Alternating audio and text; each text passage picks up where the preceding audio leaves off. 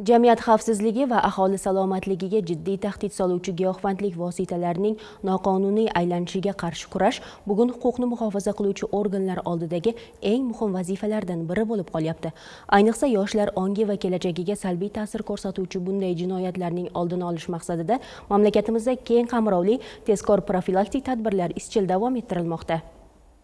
Qoradori 2026 keng qamrovli tezkor profilaktik tadbirlari doirasida ichki ishlar organlari tomonidan giyohvandlik vositalarining noqonuniy aylanmasiga qarshi keskin choralar ko'rilmoqda. Jumladan Ichki ishlar vazirligi transport va turizm obyektlarida xavfsizlikni ta'minlash departamenti mas'ul xodimlari tomonidan olib borilgan tezkor ma'lumotlar asosida Toshkent shahri Yashnobod tumanida yashovchi fuqaro giyohvandlik vositalarini saqlashi va ularni qonunga xilof ravishda tarqatish bilan shug'ullanib kelayotgani haqida ma'lumotlar olingan. Olib borilgan tekshiruvlar davomida 1987-yilda Toshkent viloyati tug'ilgan fuqaroning yashash manzili xolislari ishtirokida ko'zdan kechirilganda yashash xonadonidan 11 dona o'ramda qora rangli o'tkir hidli modda hamda 18 dona o'ramda oq sarg'ish rangli kukunsimon moddalar topildi. Shuningdek, elektron tarozi hamda giyohvandlik vositalarini iste'mol qilishga moslashtirilgan ashyolar ham aniqlangan.